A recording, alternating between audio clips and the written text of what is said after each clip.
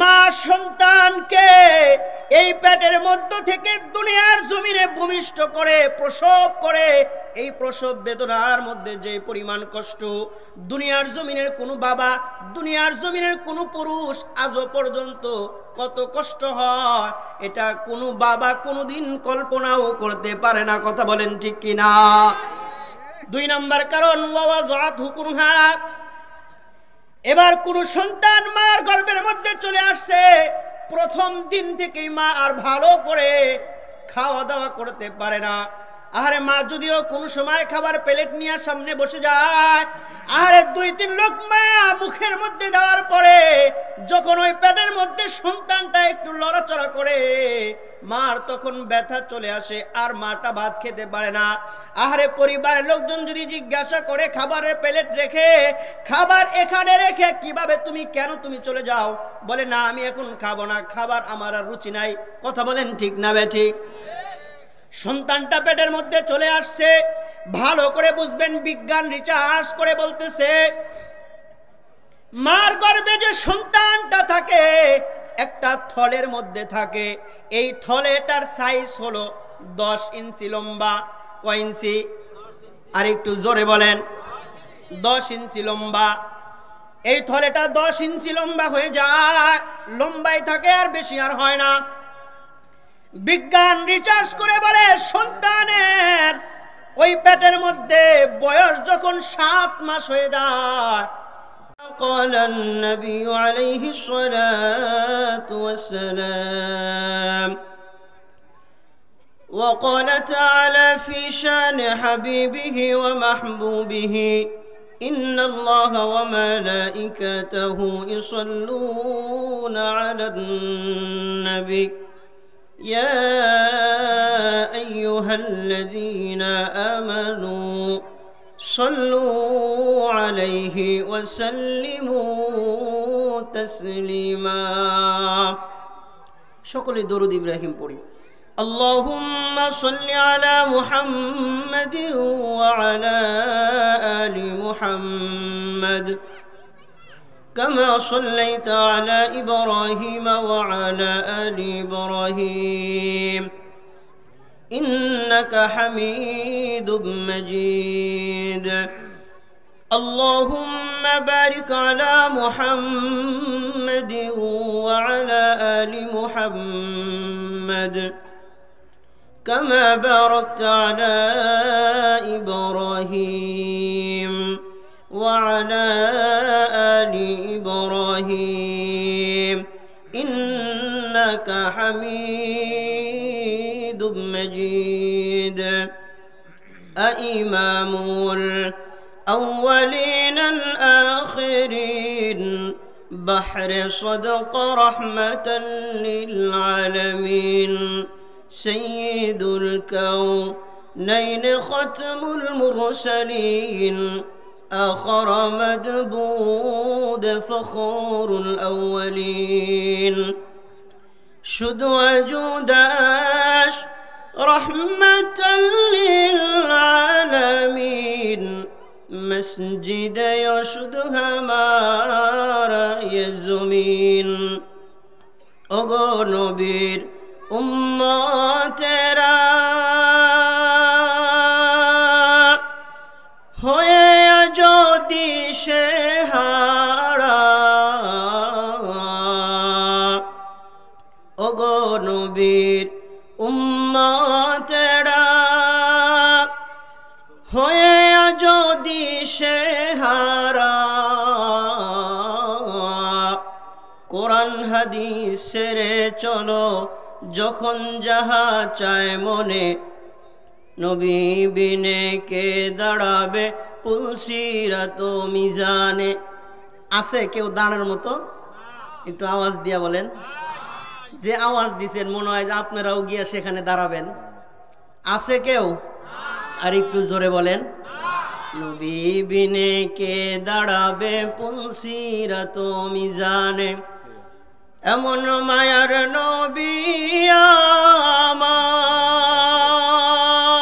আমার, পিতা মাতা নাই যে তাহার,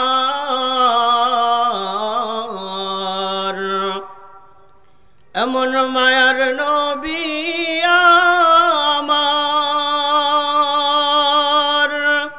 পিতা মাতা নাই যে তাহার, তারপরেও কত মারা মারলো তাকে দুশ্মনে, নবী বিনে কে দাঁড়াবে পুলসিরাত মিজানে, নবী বিনে কে দাঁড়াবে পুলসিরাত মিজানে। আলহামদুলিল্লাহ, দেওয়ানবাড়ি বাহাতুন্নিসা বাইতুল উলুম মাদ্রাসার উদ্যোগে আয়োজিত 16তম বার্ষিক ওয়াজ মাহফিলের সম্মানিত সভাপতি সাহেব, আমাদের সকলের শ্রদ্ধাভাজন ব্যক্তিত্ব, সকলের ভালোবাসার ও মোহাব্বতের ব্যক্তিত্ব, আমার পাশে বসা আলহাজ হজরত মাওলানা মাহফুজুর রহমান সাহেব হাফিজাহুল্লাহ, প্রধান অতিথি, বিশেষ অতিথিবৃন্দ, দূর দূরান্ত থেকে ওলামায়ে কেরাম, আমার সামনে উপবিষ্ট ইসলাম প্রিয়, দিন প্রিয় মুরব্বী বাবারা, যুবক ভাইরা, পর্দার আড়ালের আমার সম্মানিতা শ্রদ্ধা আমার মা ও বোনেরা, সকলকে আমার পক্ষ থেকে আন্তরিক মুবারকবাদ ও আবারও সালাম।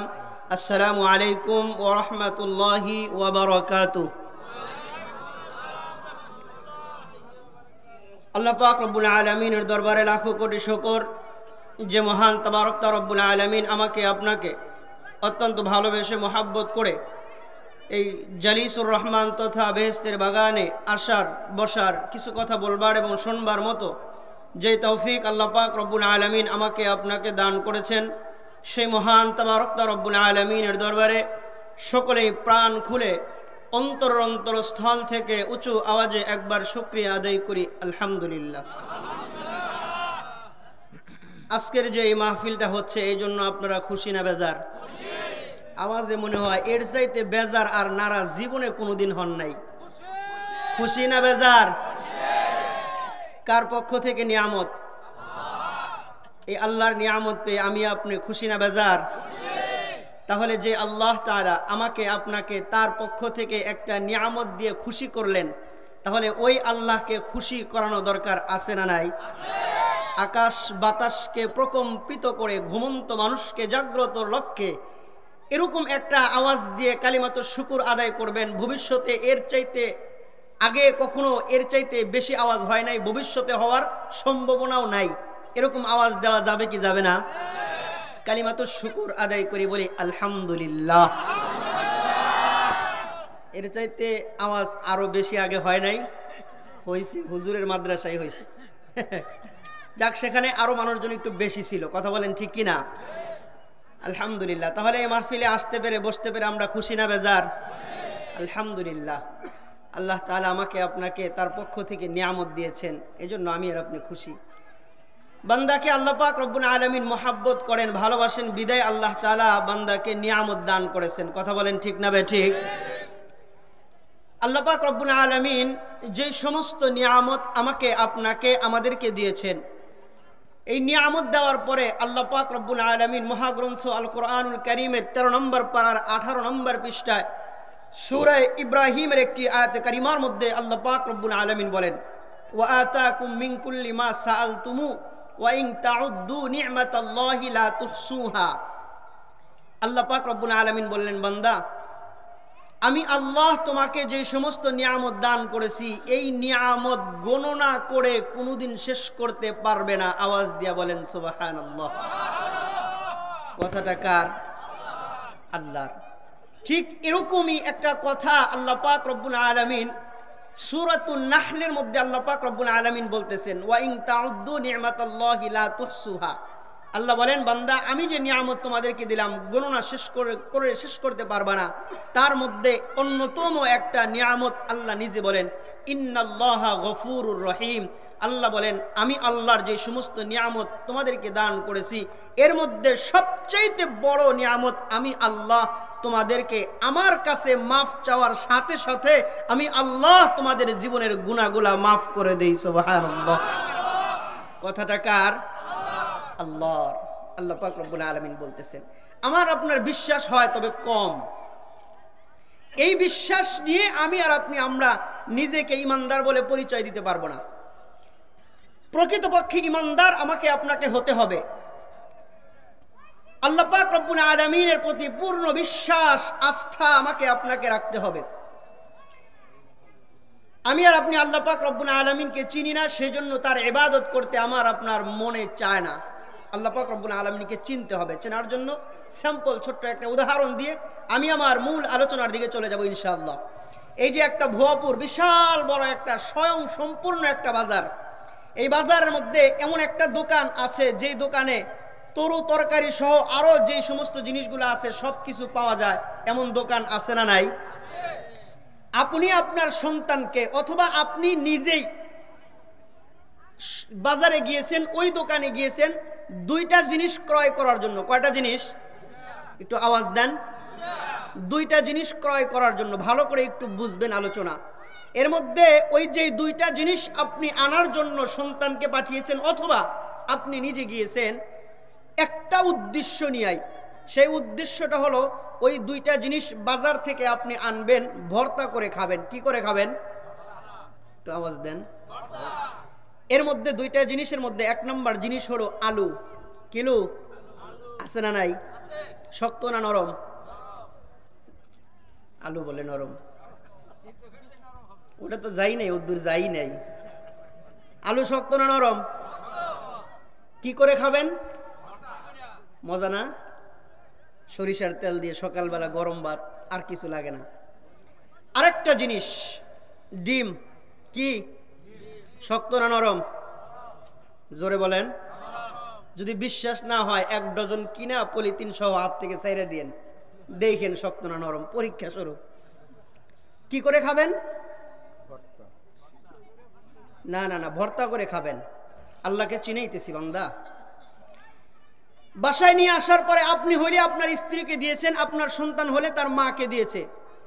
শীতের মৌসুম, দিনটা একটু ছোট হয়, মহিলা মানুষ চিন্তা করলো সাংসারিক আরো কাজ আছে, তাড়াতাড়ি দ্রুত কিভাবে দুইটা জিনিস একসাথে করা যায় সেই কাজই সে পরিকল্পনা করে চিন্তা ভাবনা করে একটা পাত্র নিয়েছে, পাত্রের মধ্যে পানি দিয়েছে, পানি দিয়া আলু এবং ডিম। কি বলছিলাম? আলু শক্ত না নরম? জোরে বলেন। ডিম নরম না শক্ত? নরম। উদ্দেশ্য কি? ভর্তা করে খাবেন। ডিম ভর্তা মজা, যদি সে করতে জানে। তো উদ্দেশ্য একটাই, ভর্তা করে খাবেন। মহিলা মানুষ চিন্তা করলো দিনটা ছোট, দ্রুত যেটা করা যায় সেটাই তার জন্য ভালো হবে। এই চিন্তা করে একটা পাত্রের মধ্যে পানি দিয়া চুলার মধ্যে দিয়া আলু এবং ডিম একত্রিত দিলে সিদ্ধ হবে কি হবে না? 10 মিনিট আগুন জ্বলছে। এবার বুঝে থাকলে বলুন, ওই শক্ত আলুটা কি শক্তই আছে না নরম হয়েছে? ওই নরম ডিমটা শক্ত, নরম ডিমটা নরমই আছে না শক্ত হয়েছে? কি করে সম্ভব? একই পাত্রের মধ্যে উদ্দেশ্য একটা, দুইটা জিনিস দিলেন, একটা শক্ত একটা নরম। শক্ত জিনিসটা নরম যিনি করলেন তিনি কে? নরম জিনিসটা শক্ত যিনি করলেন তিনিও কে? ওই আল্লাহ আছে না নাই? এরই নাম হলো আল্লাহ। পাইছেন আল্লাহকে? এরই নাম হলো আল্লাহ। আমি আর আপনি কখনো কল্পনাও করি নাই, কখনো চিন্তাও করি নাই, হারে আল্লাহ একজন আছেন, এত সুন্দর করে, এত মোহাব্বত করে, এত ভালোবেসে সৃষ্টি করেছেন, আর আমি আর আপনি ওই আল্লাহর নাফরমান, ওই আল্লাহর নাফরমানির মধ্যে লিপ্ত। ওই আল্লাহ আমাকে নেক আমল করার কথা বলেছেন, আমি আর আপনি করতেছি না, গুনাহের মধ্যে লিপ্ত। আল্লাহ আমাদের সকলকে দ্বীনের সহিহ বুঝ দান করুন, সকলে বলুন আমিন। সম্মানিত হাজিরিন, আমি যে আয়াতখানা তেলাওয়াত করেছি মহাগ্রন্থ আল কোরআনুল কারীমের 15 নম্বর পারার 3 নম্বর পৃষ্ঠায় সূরা বনী ইসরাঈলের 23 নং আয়াত কারিমা তেলাওয়াত করেছি। নবী মুহাম্মদুর রাসূলুল্লাহ সাল্লাল্লাহু আলাইহি ওয়াসাল্লামের অমীয় বাণী অসংখ্য হাদিস থেকে ছোট্ট একটি হাদিস পাঠ করেছি। আল্লাহ তাআলা আমি গুনাহগারকে, ছোট মানুষকে এই কোরআন ও হাদিসকে সামনে রেখে ইখলাসের সহিত কিছু কথা আমলের নিয়তে বলবার তৌফিক দান করুন, বলুন আমিন। যারা এখানে বসেছি, যারা বসবো, যারা মাইকের আওয়াজ থেকে এখানে যে পরিমাণ মানুষ আছেন এর চাইতে বেশি আছে বাহিরে, আছে না নাই?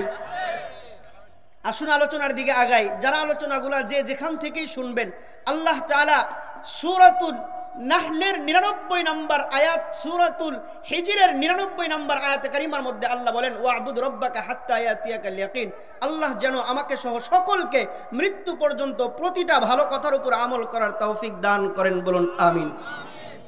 আল্লাহ পাক রব্বুল আলামিন সূরা বনী ইসরাঈলের 23 নং আয়াতে কারিমার মধ্যে আল্লাহ তাআলা বলেন, وقضى ربك ألا تعبدوا إلا إياه وبالوالدين إحسانا وقضى ربك ألا تعبدوا إلا إياه وبالوالدين إحسانا إما يبلغن عندك الكبر أحدهما أو كلاهما فلا تقل لهما أف ولا تنهرهما وقل لهما قولا كريما কথাটাকার ওই আল্লাহ পাক রব্বুল আলামিন দুনিয়ার জমিনের মানুষকে একমাত্র কেন সৃষ্টি করলেন? আল্লাহ পাক রব্বুল আলামিন বললেন, ও দুনিয়ার জমিনের আমার বান্দা বান্দিরা শুনে নাও, আমি আল্লাহ তোমাদেরকে কেন সৃষ্টি করেছি তোমরা জেনে নাও। আমার কথা নয়, আল্লাহ পাক রব্বুল আলামিনের কথা। মহাগ্রন্থ আল কোরআনুল কারীমের ২৭ নম্বর পারার ২ নম্বর পৃষ্ঠায় সূরাতুজ জারিয়াতের ৫৬ নং আয়াতে কারিমার মধ্যে আল্লাহ পাক রব্বুল আলামিন বললেন, ওয়ামা খালাকতুল জিন্না ওয়াল ইনসা ইল্লা লিয়াবুদুন। আল্লাহ পাক রব্বুল আলামিন বললেন, দুনিয়ার জমিনের যে সমস্ত তার বান্দা ও বান্দিরা আছে, জিন ও ইনসান আছে, আল্লাহ নিজে বলেন আমি আল্লাহ জিন ও ইনসানকে শুধুমাত্র কেবলমাত্র একমাত্র আমার ইবাদতের জন্য দুনিয়ার জমিনে পাঠিয়েছি। কথা বলেন ঠিক কিনা? কার ইবাদত? ওই আল্লাহ পাক রব্বুল আলামিন সূরা বনী ইসরাঈলের ২৩ নং আয়াতে কারিমার মধ্যে আল্লাহ তাআলা বলেন, আমার বান্দা বান্দিরা শুনে নাও, ওয়াকাযা রাব্বুকা, তোমরা তোমাদের রবের ইবাদত করবা। বুঝে থাকলে বলুন, আল্লাহ যে বললেন তোমরা তোমাদের রবের ইবাদত করবা, আমার আর আপনার রব যিনি তিনি কে? আরেকটু আওয়াজ দেওয়া যায় না? আমার আপনার রব যিনি তিনি হলেন আল্লাহ। এবার আল্লাহ পাক রব্বুল আলামিন বললেন, ওয়াকাযা রাব্বুকা আল্লা তা'বুদু ইল্লা ইয়া, বান্দা তোমরা তোমাদের রবের ইবাদত করবা, ইল্লা ইয়া, অন্য কারো ইবাদত করা যাবে না। এই কথাটাও কার? কিন্তু আল্লাহ পাক রব্বুল আলামিন বললেন, وَقَضَى رَبُّكَ أَلَّا تَعْبُدُوا إِلَّا إِيَّاهُ وَبِالْوَالِدَيْنِ إِحْسَانًا। আল্লাহ পাক রব্বুল আলামিন তার ইবাদতের পাশাপাশি আল্লাহ নিজে বলে দিলেন, তোমরা তোমাদের মা বাবার সেবা করবা, মা বাবার খেদমত করবা, মা বাবার হক আদায় করবা। এটা আল্লাহ পাক রব্বুল আলামিন বলে দিলেন। আল্লাহ পাক রব্বুল আলামিন আল্লাহর ইবাদতের পাশাপাশি মা বাবার খেদমত করা, মা বাবার হকগুলা আদায় করা, মা বাবাকে সম্মান করা, এই কথাটা আল্লাহ পাক রব্বুল আলামিন কেন বললেন? আল্লাহ পাক রব্বুল আলামিন দুনিয়ার জমিনের মানুষকে এটাই বুঝাইলেন যে আমি আল্লাহর ইবাদতের যেমন গুরুত্ব আছে, ঠিক তদ্রূপ তোমরা তোমাদের মা বাবার খেদমত করবা, মা বাবার হকগুলো আদায় করবা। আমার ইবাদতের যেমন গুরুত্ব, মা বাবার খেদমত করাও ঠিক তেমন গুরুত্ব। কথা বলেন ঠিক কিনা? নবী সাল্লাল্লাহু আলাইহি ওয়াসাল্লাম হাদিসের মধ্যে বলেন, হুমা জান্নাতুকা ওয়া নারুকা। ও দুনিয়ার জমিনের নবী বলেন, আমার উম্মতেরা তোমরা শুনে নাও, হুমা জান্নাতুকা ওয়া নারুকা, তোমাদের বাবা মায়ের পায়ের নিচে হলো তোমাদের জন্য জান্নাত, তোমাদের জন্য হলো জাহান্নাম। এবার নবী সাল্লাল্লাহু আলাইহি ওয়াসাল্লাম তার আরো একটা হাদিসের মধ্যে বলেন, রিজার রাব্বি ফি রিজাল ওয়ালিদি ওয়া সাখাতুর রাব্বি ফি সাখাতুল ওয়ালিদি। নবী নিজে বলেন, ও দুনিয়ার জমিনের আমার উম্মতরা শুনে নাও, আমার আগের হাদিস হুমা জান্নাতুকা ওয়া নারুকা, তোমাদের বাবা মায়ের পায়ের নিচে হলো তোমাদের জন্য জান্নাত, আর তোমাদের জন্য হলো জাহান্নাম। এবার নবী সাল্লাল্লাহু আলাইহি ওয়াসাল্লাম নিজে বলেন, রিজার রাব্বি ফি রিজাল ওয়ালিদি ওয়া সাখাতুর রাব্বি ফি সাখাতুল ওয়ালিদি। নবীজি নিজে বলেন, তোমরা যদি তোমাদের বাবা মার খেদমত করে তোমাদের বাবা মাকে সন্তুষ্ট করতে পারো, নবীজি নিজে বলেন তোমাদের বাবা মা সন্তুষ্ট হলে তোমাদের প্রতি আল্লাহও সন্তুষ্ট হয়ে যাবে। আবার নবী সাল্লাল্লাহু আলাইহি ওয়াসাল্লাম বললেন, কোন সন্তানের প্রতি যদি বাবা মা নারাজ হয়ে যায়, কোন সন্তানের প্রতি যদি বাবা মা অসন্তুষ্ট হয়ে যায়, ওই সন্তানটা যত নেক আমল করুক না কেন, এই নেক আমলটা আল্লাহর দরবারে যাবে না। আওয়াজ দিয়ে বলেন ঠিক কিনা? তাহলে বাবা মার খেদমত করা দরকার আছে না নাই? কিন্তু দুনিয়ার জমিনের হাজারো লাখো কোটি কোটি মিলিয়ন বিলিয়ন সন্তান এরকম আছে, বাবা মার হক আদায় করে না, বাবা মার খেদমত করে না। এমন মানুষ মনে হয় আমাদের এই ভুয়াপুরের মধ্যে একজনও নাই। আছে? অভাব নাই। খোঁজ করে দেখবেন, অভাব নাই। কিন্তু বাবা মার খেদমত করার কথা, হক আদায় করার কথা, এই কথাটা যিনি বলেছেন তিনি কে? আল্লাহ। নবী সাল্লাল্লাহু আলাইহি ওয়াসাল্লামের কাছে একজন ব্যক্তি গিয়া আল্লাহর নবীর কাছে জিজ্ঞাসা করলেন, ইয়া রাসূলুল্লাহ, ইয়া হাবিবাল্লাহ, মান আহাক্কু বিহুসনি সাহাবা, আমি কার খেদমত করব, কার খেদমত বেশি করব, কার হক বেশি আদায় করব, কার খেদমত বেশি করব? নবী সাল্লাল্লাহু আলাইহি ওয়াসাল্লামের কাছে জিজ্ঞাসা করার পর, প্রশ্ন করার পরে নবী সাল্লাল্লাহু আলাইহি ওয়াসাল্লাম বললেন, উম্মুক, একবার তোমার মা। ওই ব্যক্তিটা আল্লাহর নবীকে আবারও জিজ্ঞাসা করলেন, সুম্মা আইয়ুন, অতঃপর কার খেদমত করব? নবী সাল্লাল্লাহু আলাইহি ওয়াসাল্লাম আবারও বললেন, উম্মুক, তোমার মার। ওই ব্যক্তিটা আবারও প্রশ্ন করলেন, সুম্মা আইয়ুন, অতঃপর কার খেদমত করব? নবী সাল্লাল্লাহু আলাইহি ওয়াসাল্লাম তারপরে আবারও বললেন, উম্মুক, তোমার মার। তাহলে মার কথা নবীজি বলছেন কয়বার? একটু জোরে বলেন। ওই ব্যক্তিটা নবী সাল্লাল্লাহু আলাইহি ওয়াসাল্লামকে আবারও প্রশ্ন করলেন, ইয়া রাসূলুল্লাহ, ইয়া হাবিবাল্লাহ, সুম্মা আইয়ুন, অতঃপর কার খেদমত করব? নবী সাল্লাল্লাহু আলাইহি ওয়াসাল্লাম বললেন, আবুকা। এই কথাগুলা বলার পরে কথাগুলা শেষ হয়ে গেছে। ওই ব্যক্তিটা নবী সাল্লাল্লাহু আলাইহি ওয়াসাল্লামকে খেদমত সম্পর্কে প্রশ্ন করেছিলেন কয়বার? এর মধ্যে মার কথা আসছে কয়বার? বাবার কথা আসছে কয়বার? এর কারণ আছে না নাই? বলেন দেখি কারণ। কয় হুজুর, কারণ যদি আমরাই জানতাম তাহলে আমনে রেখে লেগে আনছি। কথা বলেন ঠিক না ভাই? ঠিক। আমার আপনার জানার আছে, জানার আছে, আমি আর আপনি সেট করতে পারি না। নবী সাল্লাল্লাহু আলাইহি ওয়াসাল্লাম যে মার খেদমত করার কথা 3 বার বললেন, বাবার খেদমত করার কথা 1 বার বললেন, এর দৃষ্টান্ত জ্বলন্ত প্রমাণ আছে না নাই? অবশ্যই আছে। আর সেই প্রমাণ যদি আমি আর আপনি কোরআন থেকে দিতে পারি তাহলে তো নূরুন আলা নূর। কোরআন থেকেই প্রমাণ দিব ইনশাআল্লাহ। মার কথা বলছেন কয়বার? বাবার কথা কয়বার? 3টা কারণ আছে। মার কথা বলার 3 বার বলার পিছনে 3টা কারণ আছে। কয়টা কারণ? 3টা কারণ। এর মধ্যে 1 নম্বর, আল্লাহ পাক রব্বুল আলামিনের মহাগ্রন্থ আল কোরআনুল কারীমের 26 নম্বর পারার 2 নম্বর পৃষ্ঠার মধ্যে আল্লাহ পাক রব্বুল আলামিন বললেন, নবী যে মার খেদমত করার কথা 3 বারের কথা বলেছেন, বাবার খেদমত করার কথা 1 বার বলেছেন। নবী সাল্লাল্লাহু আলাইহি ওয়াসাল্লাম বলার পরে এবার আল্লাহ পাক রব্বুল আলামিন যখন চিন্তা করলেন, বন্ধু যেহেতু বলেই ফেলেছে মার খেদমত 3 বার করতে হবে, 3 বার করার কথা বলেছেন, এইবার আল্লাহ পাক রব্বুল আলামিন এর প্রমাণ স্বরূপ কোরআনুল কারীমের মধ্যে 3টা কথাও আল্লাহ পাক রব্বুল আলামিন বলেছেন। এর মধ্যে 1 নাম্বার আল্লাহ পাক রব্বুল আলামিন বললেন, হামালাতহু উম্মুহু কুরহা। আওয়াজ দিয়ে বলেন না সুবহানাল্লাহ। আল্লাহ পাক রব্বুল আলামিন বললেন 1 নাম্বার কারণ, হামালাতহু উম্মুহু কুরহা। দুনিয়ার জমিনের যে সমস্ত মা আছে, ওই মাগুলা দুনিয়ার জমিনের সন্তানকে পেটে ধারণ করেছে। এই কাজটা দুনিয়ার জমিনের কোনো বাবা আজও পর্যন্ত করতে পারে নাই, ভবিষ্যতেও কোনোদিন কোনো বাবা কোনো সন্তানকে পেটে ধারণ করতেও পারবে না। 1 নম্বর কারণ, হামালাতহু উম্মুহু কুরহা। মা সন্তানকে পেটে ধারণ করেছে, এই কাজটা দুনিয়ার জমিনের কোনো বাবা করে নাই।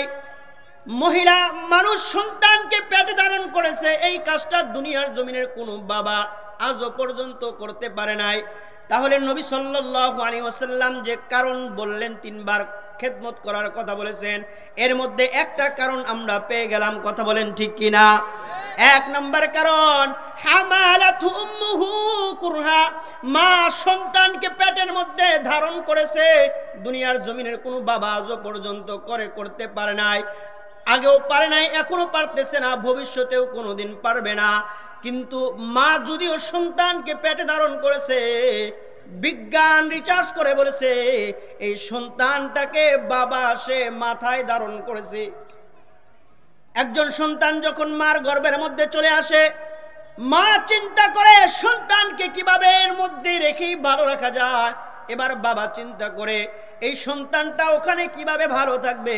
সন্তানটা দুনিয়ার জমিনে আসার পর থেকে যতদিন পর্যন্ত হায়াতের জিন্দেগি পাবে, ততদিন পর্যন্ত সন্তানটা কত ভালো রাখতে পারে, এই চিন্তা বাবা তার মাথার মধ্যে নিয়ে গেছে। এবার এক নাম্বার কারণ, হামালাতু উম্মুহু কুরহা, দুনিয়ার জমিনের বিবাহ শাদী হওয়ার পরে, স্বামী স্ত্রী মিলন করার পরে সন্তানগুলা পেটের মধ্যে আসে, পেটে ধারণ হয়, মার পেটে ধারণ হয়। হামালাতু উম্মুহু কুরহা, এই কাজটা মাই করে, বাবা কোনোদিন করতে পারে নাই, পারবেও না। দুই নাম্বার কারণ, ওয়াওয়াযাতহু কুরহা, মা সন্তানকে এই পেটের মধ্য থেকে দুনিয়ার জমিনে ভূমিষ্ঠ করে, প্রসব করে। এই প্রসব বেদনার মধ্যে যে পরিমাণ কষ্ট, দুনিয়ার জমিনের কোনো বাবা, দুনিয়ার জমিনের কোনো পুরুষ আজও পর্যন্ত কত কষ্ট হয়, এটা কোনো বাবা কোনোদিন কল্পনাও করতে পারে না, কথা বলেন ঠিক কিনা? দুই নাম্বার কারণ, ওয়াওয়াযাতহু কুরহা, এবার কোন সন্তান মার গর্ভের মধ্যে চলে আসছে, প্রথম দিন থেকেই মা আর ভালো করে খাওয়া দাওয়া করতে পারে না। আরে মা যদিও কোন সময় খাবার প্লেট নিয়ে সামনে বসে যায়, আরে দুই তিন লোকমা মুখের মধ্যে দেওয়ার পরে যখন ওই পেটের মধ্যে সন্তানটা একটু লড়াচড়া করে, মার তখন ব্যথা চলে আসে, আর মাটা ভাত খেতে পারে না। আহারে পরিবারের লোকজন যদি জিজ্ঞাসা করে, খাবারের প্লেট রেখে, খাবার এখানে রেখে কিভাবে তুমি, কেন তুমি চলে যাও? বলে না, আমি এখন খাবো না, খাবার আমার আর রুচি নাই, কথা বলেন ঠিক না বেঠিক? সন্তানটা পেটের মধ্যে চলে আসছে, ভালো করে বুঝবেন, বিজ্ঞান রিসার্চ করে বলতেছে মার গর্ভে যে সন্তানটা থাকে একটা থলের মধ্যে থাকে, এই থলেটার সাইজ হলো 10 ইঞ্চি লম্বা। কয় ইঞ্চি? আর একটু জোরে বলেন। 10 ইঞ্চি লম্বা। এই থলেটা 10 ইঞ্চি লম্বা হয়ে যায়, লম্বাই থাকে, আর বেশি আর হয় না। বিজ্ঞান রিসার্চ করে বলে সন্তানের ওই পেটের মধ্যে বয়স যখন 7 মাস হয়ে যায়, সবাই আলহামদুলিল্লাহ বলেন, আর একটু জোরে বলেন আলহামদুলিল্লাহ। আমাদের শ্রদ্ধাভাজন ব্যক্তি, আজকের মাহফিলের প্রধান আকর্ষণ, প্রধান অতিথি আল্লামা মুফতি নূর হোসেন নুরানী সাহেব আমাদের মাঝে উপস্থিত হয়েছেন। আলহামদুলিল্লাহ আওয়াজ যে দিচ্ছেন, হুজুরে ওখান থেকেই চলে যাবে, মনে করবো আজকে মনে হয় মাহফিল নাই। একটু জোরে বলেন আলহামদুলিল্লাহ। খুশি না বেজার? আলহামদুলিল্লাহ। মজলুম আলেম দিন। না না, এই হুজুর যে প্যান্ডেল করছে, এই প্যান্ডেলে আসলে উচিত হয়নি, আরো বড় করা দরকার ছিল, কথা বলেন ঠিক না ভাই ঠিক? আর এখন তো আর সম্ভব না, কি আর করা, যেহেতু হয়ে গেছে। এখন আমরা এখানে যারা আছি তারা এটাকে বড় করতে পারবো ইনশাআল্লাহ, যদি একটু চেপে চেপে বসি আর একটু আগায় বসতে পারি, তাহলে বাহিরে যারা আছে তারা এসে জায়গা পেয়ে যাবে। একটু একটু হ্যাঁ, একটু হরকত করি, বরকত হবে ইনশাআল্লাহ। একটু আগায় বসি। এই আবার যে দুই একজন জুতা লয়ে জায়গা কই যান? না না, এগুলো না, ওই বাহিরের মানুষ কিছু। হ্যাঁ, একটু আগায় আগায় বসেন। আর যদি এই চিন্তা করেন না হুজুর আধা ঘন্টা, হ্যাঁ বসেন, আওয়াজ করবেন না, কথা বলেন না, একটু আগায় বসেন। বাহিরে যারা আছেন দ্রুত চলে আসেন। যে কথাটা বলতেছিলাম, মার গর্ভে সন্তান হয় যেই থলেটার মধ্যে, সেটার সাইজ কয় ইঞ্চি লম্বা? একটু জোরে বলেন। 10 ইঞ্চি লম্বা। বিজ্ঞান রিসার্চ করে বলতেছে সন্তানের বয়স যখন 7 মাস, কয় মাস? এই সন্তানটা পরিপূর্ণ 10 ইঞ্চি লম্বা হয়ে যায়। তাহলে আমরা যারা দেখি বা আমরা বুঝি, আমরা দেখেছি যে 7 মাসেই গর্ভে থেকে সন্তানটা ভূমিষ্ঠ হয়? আরো সময় লম্বা লাগে, হয় না? তাহলে কয় ইঞ্চি লম্বা? 10 ইঞ্চি লম্বা সন্তান, বয়স কয় মাস? 7 মাস। এবার ওই থলেটার সাইজও কয় ইঞ্চি লম্বা? 10 ইঞ্চি লম্বা। বিজ্ঞান রিসার্চ করে বলে সন্তানের বয়স যখন 7 মাস হয়ে যায়, ওই থলেটা 10 ইঞ্চি লম্বা। এবার সন্তানের বয়স যখন 7 মাস 1 দিন হয়ে যায়, 1 ইঞ্চি বাড়ার মতো ক্ষমতা ওই থলের মধ্যে আর নাই। সন্তানের বয়স যখন 7 মাস 1 দিন হয়ে যায়, সন্তানটা 11 ইঞ্চি লম্বা হয়ে যায়। 11 ইঞ্চি লম্বা হওয়ার কারণে আল্লাহ পাক রব্বুল আলামিন তার কুদরতের মাধ্যমে সন্তানের 2টা পা নিয়া আল্লাহ পাক রব্বুল আলামিন ওই মার যে কলিজাটা আছে ওই কলিজার নিচে ফিট করে দেয়। বলেন সুবহানাল্লাহ। সন্তান যখন 7 মাস 1 দিন হয়ে যায়, মার কলিজার নিচে সন্তানের পাটা ফিট করে দেওয়ার কারণে মার কলিজাটা 1 ইঞ্চি উপরে উঠে যায়।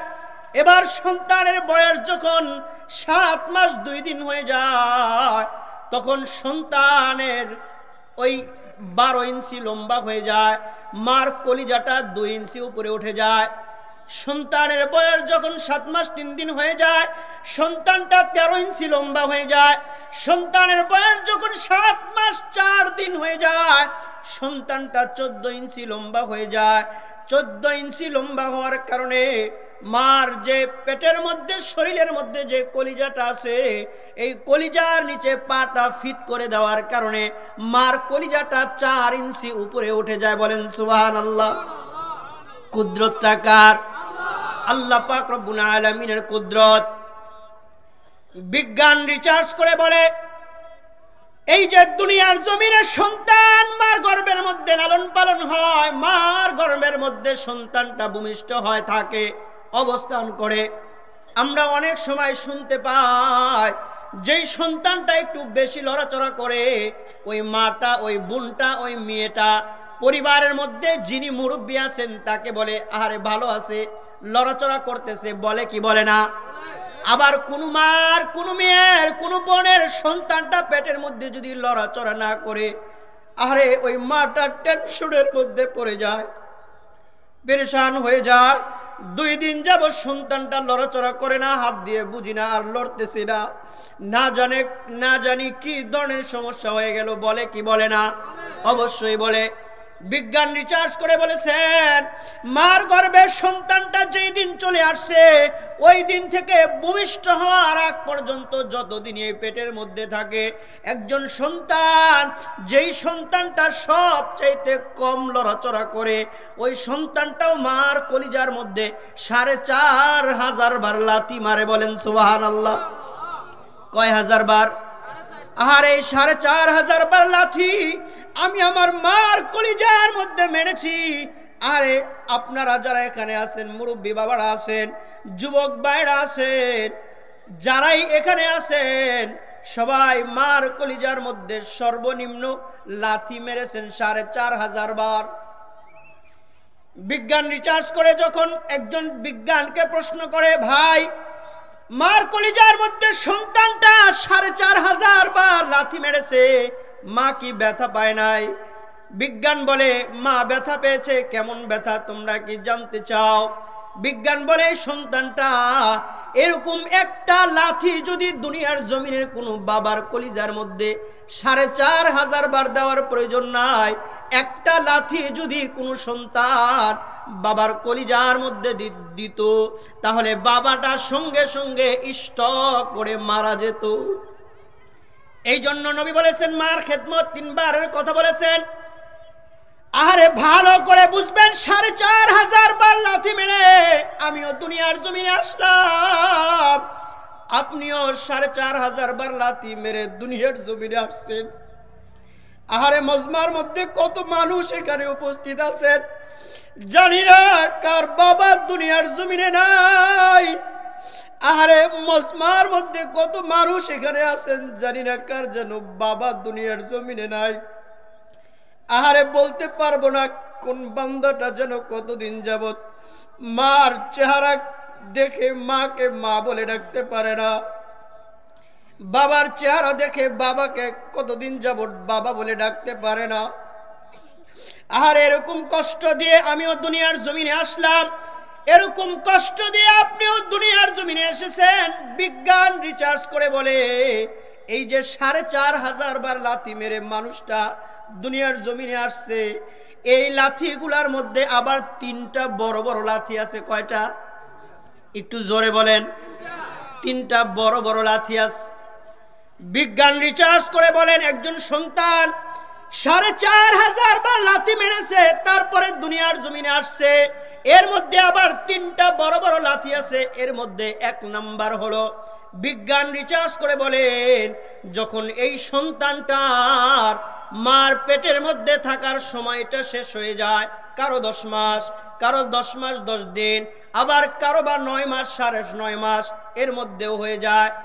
সন্তানটা দুনিয়ার জমিনে যখন আগমন করার সুযোগ হয়, আগমন করার সময় হয়, এই সন্তানটা ওই যেই থলিটার মধ্যে এতদিন ওখানে ছিল, অবস্থান করেছে, ওই থলেটার সাইজ কয় ইঞ্চি লম্বা?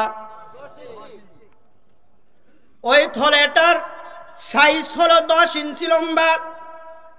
সন্তান যখন দুনিয়ার জমিনে আগমন করার সময় হয়, ওই সন্তানটা 10 ইঞ্চি লম্বা থলের মধ্যে এমন ভাবে লাথি মারে, ওই থলেটার 7টা পর্দা আছে, 7টা পর্দায় ফেটে যায়। আর যে সমস্ত মানুষগুলা আপনাদের মাকে, আপনাদের স্ত্রীকে, মেয়েকে, বোনকে হাসপাতালের মধ্যে নিয়ে যায়, সিজার যখন করানোর সময় হয়ে যায়, মেডিকেলের মধ্যে যখন নিয়ে যায়, তখন সিজারের রোগীর মাঝখান দিয়ে একটা পর্দা দিয়ে দেয়। কথা বলেন ঠিক কিনা? পর্দা দিয়ে দেয়। পর্দার পিছনের নিচের অংশে থাকে ডাক্তার আর নার্স, আর মুখের চেহারার অংশের দিকে থাকে পরিবারের লোকজন, সেখানে থাকে। বিজ্ঞান রিসার্চ করে বলেন যখনই সময় হয়ে যায়, দুনিয়ার জমিনে আগমন করার সময় হয়ে যায়, ওই সন্তানটা ওই থলেটার মধ্যে লাথি দেওয়ার কারণে, আঘাত করার কারণে ওই থলেটার 7টা পর্দা একদম ফেটে যায়। 7টা পর্দার ফেটে যাওয়ার পরে ওই মাটা পানি পানি করে চিৎকার করে আর কান্নাকাটি করে, পরিবারের লোকদেরকে বলে আমাকে একটু পানি দাও, এমন তৃষ্ণা লেগেছে, একটু পানি দাও। ডাক্তার আর নার্স তখন বলে না না না, এই সময়টা পানি দেওয়া যাবে না, তাদের থিওরি অনুযায়ী এই সময়টা পানি দেওয়া সম্পূর্ণরূপে নিষেধ। আমার কথা নয়, নবী সাল্লাল্লাহু আলাইহি ওয়াসাল্লামের কথা। তিরমিজি শরীফের হাদিসের মধ্যে নবী বলেন ওই সময়টায় যদি দুনিয়ার জমিনের কোন মাকে 1 লিটার পানি নয়, 2 লিটার পানি নয়, দুনিয়ার জমিনে যতগুলা পানি আছে সব পানি যদি তখন ওই মহিলাকে দেওয়া হয়, সে যদি পান করে তারপরেও তার তৃষ্ণা মিটবে না, তারপরেও তার তৃষ্ণা মিটবে না। এমন লাথি মেরে আমি আর আপনিও দুনিয়ার জমিনে আসছি।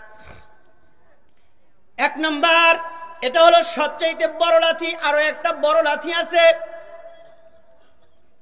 বিজ্ঞান রিসার্চ করে বলেন সন্তানটা যখন দুনিয়ার জমিনে আগমন করার সময় হয়, এমন ভাবে একটা লাথি মারে, মা বোনদের যে জরায়ু আছে, জরায়ুর 7টা পর্দা আছে, এই লাথি মারার কারণে জরায়ুর 7টা পর্দা ফেটে যায়।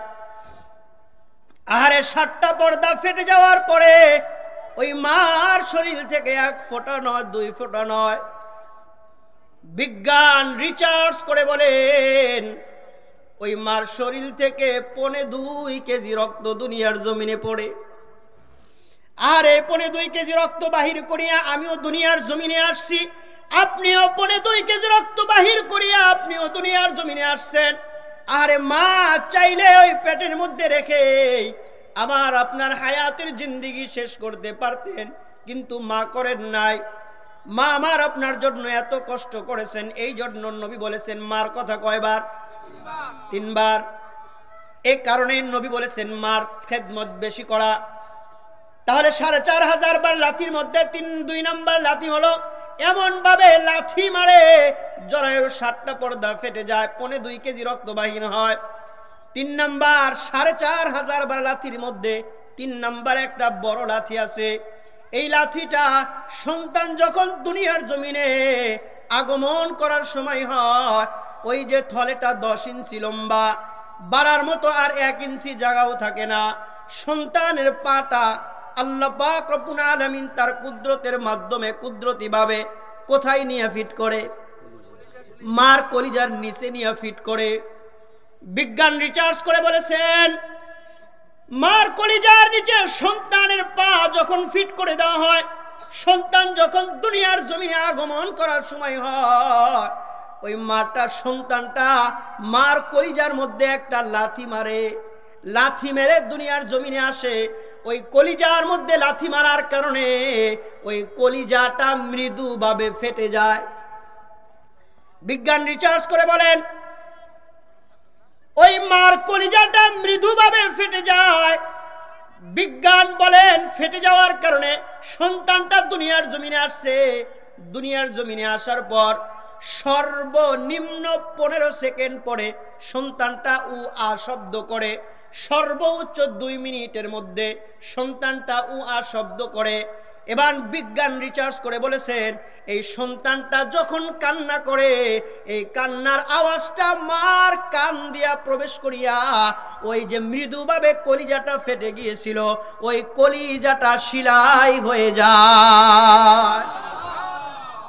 বিজ্ঞান রিসার্চ করে বলেছেন, দুনিয়ার জমিনে আসার পরে যেই সন্তানটা সবচাইতে বেশি কান্নাকাটি করে, ওই সন্তানকে মা তত বেশি মহাব্বত করে। আওয়াজ দিয়া বলেন না সুবহানাল্লাহ। তত বেশি মহাব্বত করে মা। এত কষ্ট করে আমাকে আপনাকে, আমাদের মা দুনিয়ার জমিনে আসছেন, নিয়ে আসছেন আমাকে আপনাকে, তারপরেও আমি আর আপনি মা বাবার খেদমত করতে চাই না। এখানে আমরা উপস্থিত যারা আছি একটু হাত উঠাই, কার মা নাই, বাবা নাই? একটু হাত উঠান। দেখেন অনেক এখানে আছেন বাবা মা নাই। মনে চায় না একটু বাবা মাকে দেখতে? মনে চায় না একটু মাকে হাত নামান, মাকে মা বলে ডাকতে? আর কোনো সুযোগ নেই। তাহলে বলতেছিলাম, নবী সাল্লাল্লাহু আলাইহি ওয়াসাল্লামের কাছে ব্যক্তি এসে প্রশ্ন করেছিলেন 4 বার খেদমত সম্পর্কে, বাবা মার খেদমত সম্পর্কে। মার খেদমতের কথা বলেছিলেন কয়বার? 3 বার। বাবার খেদমতের কথা বলেছিলেন কয়বার? নবী সাল্লাল্লাহু আলাইহি ওয়াসাল্লাম যে মার খেদমত 3 বার করার কথা বলেছিলেন, এর 3টা দৃষ্টান্ত প্রমাণ আছে না নাই? এর মধ্যে গিয়েছে কয়টা? 2টা। 1 নম্বর কি? হামালাতু উম্মুহু কুরহা। দুনিয়ার জমিনে মা সন্তানকে পেটে ধারণ করেছে, কোনো বাবা এটা করে নাই, করতেও পারবে না। 2 নাম্বার ওয়াওয়াদাতুহু কুরহা। এই যে মা সন্তানকে পেট থেকে দুনিয়ার জমিনে প্রসব করে আনছেন, এর যে কত কষ্ট, এটা দুনিয়ার জমিনের কোনো বাবা বুঝবে না, বাবা করেও নাই। 3 নাম্বার আল্লাহ পাক রব্বুল আলামিন বললেন, ওয়াহামলুহু ওয়া ফিসালুহু 30 শাহরা। একজন সন্তানকে মা সর্বনিম্ন 2 বছর, সর্বোচ্চ 2 বছর দুধ পান করাইছেন। দুনিয়ার জমিনের কোনো বাবা আজও পর্যন্ত তার সন্তানকে 1 ফোঁটা দুধ পান করায় নাই। কথা বলেন ঠিক কিনা? তাহলে মা এত কষ্ট করে আমাকে আপনাকে আমাদেরকে দুনিয়ার জমিনে মা আনলেন, এই জন্য মার একটু হক বেশি, বাবার যে আবার হক নাই সেরকম এরকম কথা নয়। মা বাবা উভয়ের খেদমত করা, কিন্তু মা যেহেতু একটু কষ্ট বেশি করেছেন, আমার আপনার জন্য একটু কষ্ট বেশি করেছেন, এই জন্য মার একটু হক বেশি। আবার দুনিয়ার জমিনে কিছু মানুষ এরকম আছে, মার খেদমত ঠিকই করে কিন্তু বাবার খেদমত করে না, এমন মানুষ দুনিয়ার জমিনে আছে না নাই? অভাব নাই দুনিয়ার জমিনের মানুষ। অনেক মানুষ আছে মার খেদমত করে কিন্তু বাবার খেদমত করে না। আবার এমন মানুষও অভাব নাই, মা বাবা কাহারই খেদমত করে না, আছে না নাই? মা বাবার হক আদায় করে না। মা বাবার হক যদি আমি আর আপনি আদায় না করি, আল্লাহর জান্নাত আমার আর আপনার জন্য হবে না, আমার আপনার জন্য হবে না। এই জন্য নবী সাল্লাল্লাহু আলাইহি ওয়াসাল্লাম বলেন, রিজার রব্বি ফি রিজাল ওয়ালিদি ওয়া সাখাতুর রব্বি ফি সাখাতিল ওয়ালিদি। নবী বলেন তোমার প্রতি আল্লাহ সন্তুষ্ট তখন হবে, তোমার বাবা মা যদি তোমার প্রতি সন্তুষ্ট হয় তাহলে আল্লাহ তোমার প্রতি সন্তুষ্ট হবে, আর তোমার বাবা মা যদি তোমার প্রতি সন্তুষ্ট না হয় তাহলে আল্লাহ তোমার প্রতি অসন্তুষ্ট হবে। তাহলে আমাকে আপনাকে আল্লাহর ইবাদতের পাশাপাশি মা বাবার খেদমত আর মা বাবার হক আদায় করা দরকার, আছে না নাই? একটু জোরে বলেন, আছে না নাই? কিন্তু আমি আর আপনি আদায় করি না। সুযোগ যখন আমার আপনার কাছে আসে তখন চেষ্টা করা, হিম্মত করা, মা বাবার একটু খেদমত করা। মা বাবার খেদমত তো সব সময় আমাকে আপনাকে করতে হবে। মা বাবা যখন জীবিত থাকেন তখনও আমার আপনার কিছু হক আছে, এবং মা বাবার যখন হায়াতের জিন্দেগি শেষ হয়ে যায়, দুনিয়ার জমিনের অনেক সন্তান এরকম আছেন, অনেক বাবারা ভাইয়েরা এরকম আছেন যে মা বাবার হায়াতের জিন্দেগি শেষ, মৃত্যুবরণ যদি করে ফেলেন তখন আমি আর আপনি এরকম ভাবে চিন্তা ভাবনা করি আর বলি বাঁচলাম, মনে হয় আর কোনো কাজ নাই। না, এরকম না। জীবিত অবস্থায় মা বাবার খেদমত করতে হয়, এবং মৃত্যু বরণ করার পরেও মা বাবার খেদমতের অপশন আছে, এবং মা বাবার হক মৃত্যুর পরেও আছে। কথা বলেন ঠিক না ঠিক? আমার আপনার কাছে যে ধন সম্পদগুলো আছে, এই ধন সম্পদগুলা কার? একটু আওয়াজ দিয়ে বলেন। ধন সম্পদগুলা হলো আল্লাহর। আর আমার আপনার কাছে যে ধন সম্পদগুলা আছে, এই ধন সম্পদগুলা আমি আর আপনি সবগুলা নিজে অর্জন করি নাই। বাবা মা আমার আপনার জন্য কষ্ট করে ধন সম্পদগুলা অর্জন করে আমার আপনার জন্য রেখে গেছেন, আমার আপনার কাছ থেকে বাবা মা নিয়ে যায় নাই। কথা বলেন ঠিক না ঠিক? এরকম ভাবে বাবা মা বলে নাই যে ধন সম্পদ যেহেতু অর্জন করলাম এই ধন সম্পদগুলা নিয়ে যাই,